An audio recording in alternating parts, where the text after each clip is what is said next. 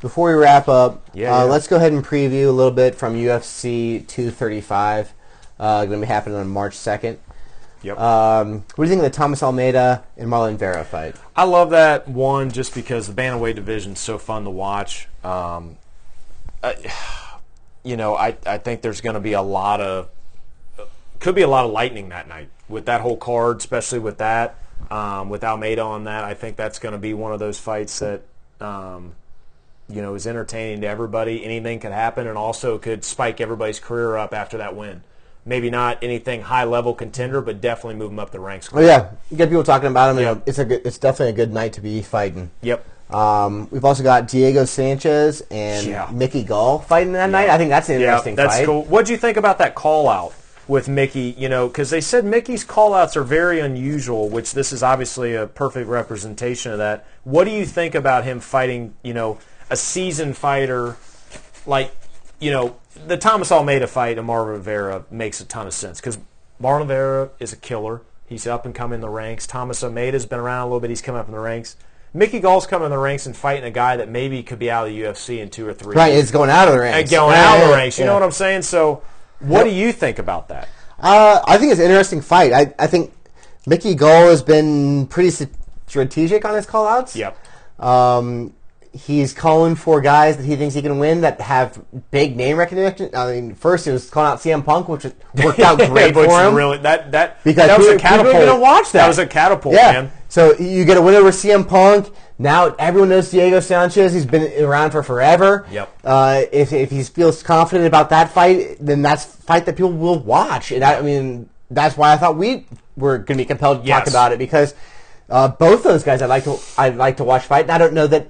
I think Mickey Gall's done very well with his call-outs. I think he's been very smart. And that's why I wanted to wonder because it's very unique and very odd, and I think that's a terrific approach, like you said, because one, Mickey was a very talented fighter. He got a lot of shit in the beginning that this guy's only got 4 professional fights and he's in the UFC, but he's got 4 very professional good wins in the outside the UFC, and then comes in Diego. Come on, man. The guy's an absolute assassin. He's crazy as hell. He's going to go in there and either be laid out and taken out on a gurney or do that to someone else. Mickey is going to go in with a plan, but he knows how fun it can be to fight somebody like that. And you got to remember, Diego just took a kid out that was young that called him out like Mickey. That kid was cut 3 months later. So Diego knows what's on the line. He knows he could do something else. And, Diego says all the time in these crazy interviews, he's going for the belt. So he has nothing to lose. He doesn't give a shit about his age. He just wants to go out there and swing leather and see what the fuck happens. No, I meant to bring this up. Thomas Almeida and Marlon Vera that we just talked about, that fight, like I said, is absolute rockets could happen because Marlon Vera has knocked out some guys that he was way underdog on. Thomas Almeida at one point was the Cody Garbrandt of the Bantam division until Cody Garbrandt fucked him up, and then he had some bad luck, fell in some hard times. I'm telling you right now, Almeida either loses his ranking, which he should, and Marlon moves up to top 10 with this win over Almeida. And possibly could be fighting for the belt, and I'd say in about 2 years. Not this year, maybe not even next year, but I bet you in 2 years, because the guy's a crazy, crazy son of a bitch. I mean, well, your name is, Cheeto. Let's be honest. But anyway, I didn't want to take away from Diego. I should have highlighted way more on Almeida because I've always been a fan of him, and this Vera guy I've been following attention a lot. Mickey Gall, Diego, I don't think that goes past 2 rounds. I really don't. The way that Diego fights and the way Mickey finishes, Yeah, I'm excited for it. Yep, cool. So Johnny Walker just stepped in for Ovince St. Preux, who had to drop down against Misha Cirkunov. And I think this is going to be a big fight for the light heavyweight division. I think if Johnny Walker comes in and knocks Misha out like he has his last 2 opponents, then he's going to be shooting up the rankings. And I think this is a chance for Misha as well. That people are talking about Johnny Walker. He's an exciting fighter. Absolutely. And I think that, honestly, even though Ovince is ranked higher, people have seen him fight, and this is a big opportunity for Misha as well. Yep, I think there's a lot on the line for both. It's definitely a status because one guy again can lose, their top 15. Another guy can catapult to the top, like I said. So yeah, I agree. I think this is another fight that doesn't make it out of the first round. The way that Johnny fights and the way that Misha is, he's got a hell of a chin on him. He definitely doesn't give a fuck who you are. So this could definitely be entertaining. There's probably gonna be a lot of blood in that. Who wins? Johnny. That's who I got as well. I think Johnny does something crazy like a flying knee or maybe another spinning back fist, something that you're not expecting a light heavyweight at 205 to do. I think it takes him out round 2. You said you don't think the fight gets out of the first round? I don't think it gets out of first. Not with Johnny. Okay. Yep. After that, we got Jeremy Stevens and Zabit Magomedsharipov. Yeah, go ahead and try to say that properly. Dude, Jeremy Stevens coming off of a blistering liver shot. I don't think a rhino could have taken that liver shot from Aldo, so I don't really take away from Jeremy. He's still an absolute knockout artist, crazy as hell. I mean, over Rafael dos Santos back in the day, that was a highlight reel that everybody saw. Zabit, one of the smoothest featherweights I've seen besides Max and Aldo. So not only do I think Zabit moves up the rankings 6-7 spots with this win, there's a ton on the line for Jeremy because Jeremy is, again, I know we keep saying it, there's a lot of these guys that are 4 or 5 fights away from maybe retiring. Zabit is young, he's hungry, he's smooth and smart. I think Zabit beats maybe with a spinning back kick to the face to Jeremy Stevens because that height advantage and length, I don't know if Jeremy Stevens can get inside enough to drop the bombs he wants because Zabit is so good with distance. But Zabit also hasn't fought anybody that's been anybody at this level. I think this is going to be a very interesting fight. Yep. Don't blink, I can tell you that. Yeah. It's going to be fucking fast. It could happen anytime. It's going to be very fast. After that, we got Cody Garbrandt making his return after back-to-back losses against TJ. Against Pedro Munoz. I'll let you start out because I'll have plenty to talk about this. I think Cody's going to come out with fire, man. I think he's going to be looking to get the taste of those last 2 fights out of his mouth quickly. I think that he's going to be trying to throw bombs. I think he could get caught because of it, like he did the Dillashaw fights, but I see him winning early. Sure. Yeah, I think Cody's going to have a giant chip on his shoulder in his advantage. I think Cody's going to come out and probably knock Pedro out under 2 rounds.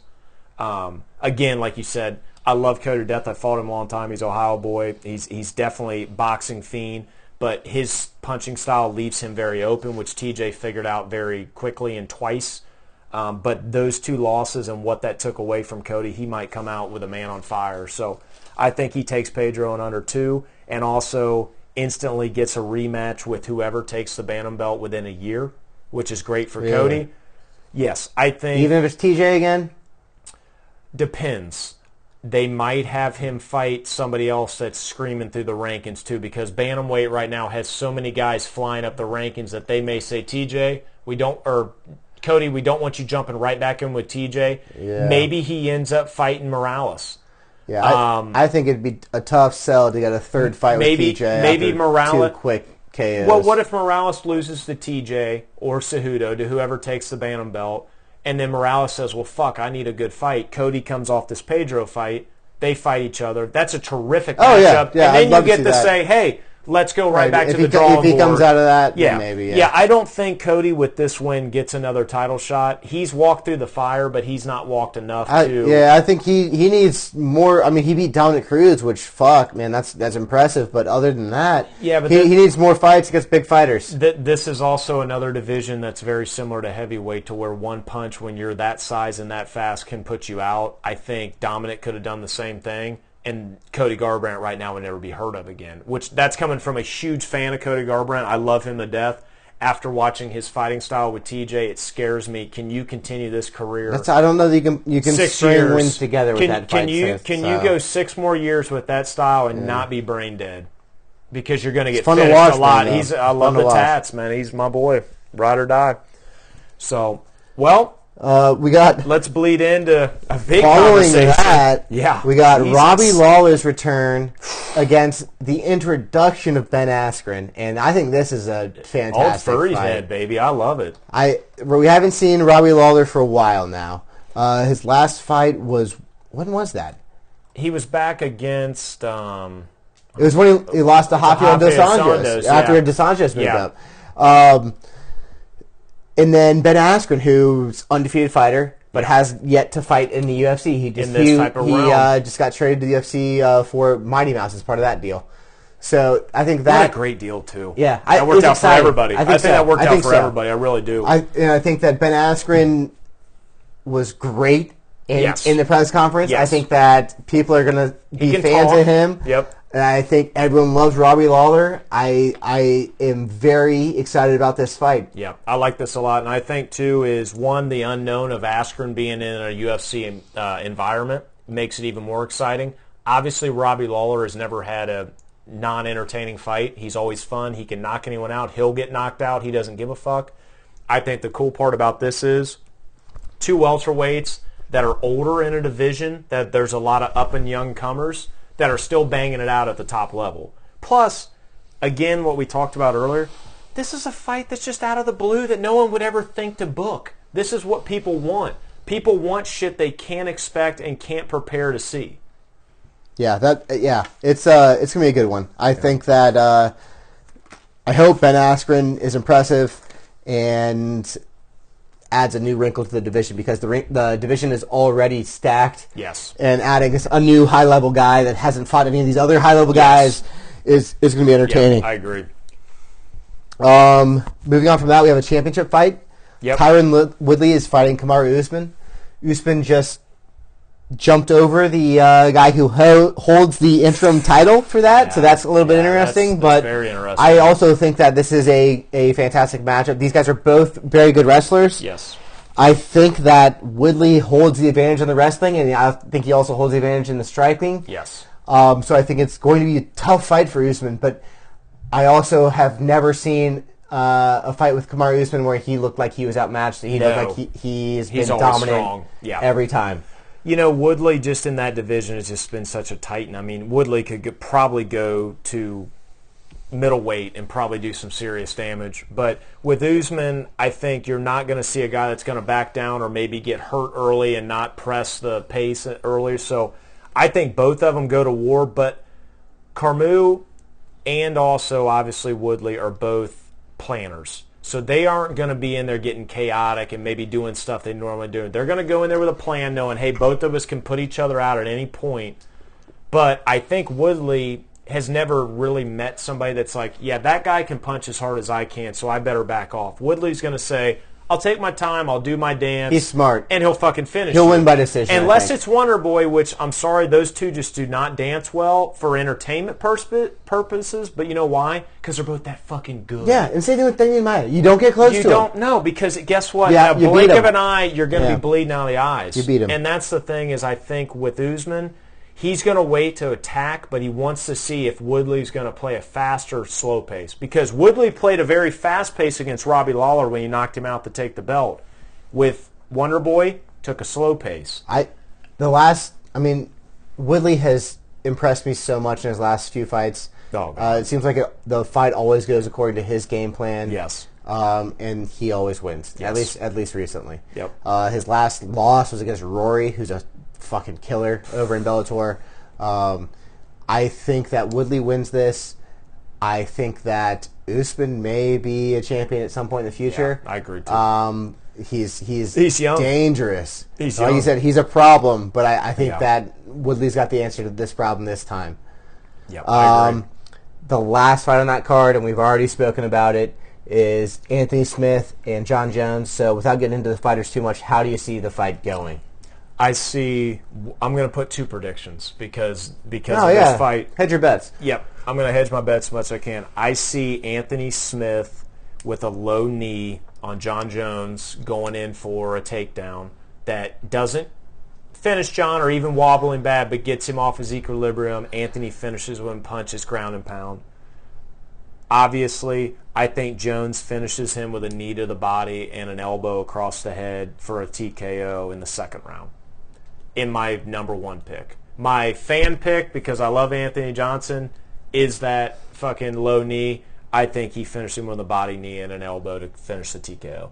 Yeah, I think that John takes his time in the first round, feels him out, and then in the second round, he dominates him, takes him down, and ground and pound TKO victory. It's really hard not to say that, honestly. I that's the way I see it going. Love you, Anthony, though. R.I.P. And yeah, I'm looking forward to all these fights. So. I mean, there's not a fight that we just talked about that if I sat down right now and someone said, you just got to watch these the rest of the day, I'm excited for every fucking fight that's coming on that card. Because anything is going to catapult a career or it's going to be the knockout of the season. So right. Let's go watch it. So yeah, that's our first episode. Yeah, we're gonna try to do better next time. We're gonna get ready here in a couple hours and get ready to watch the first main card on ESPN for UFC. Yeah. Kane and Ngannou.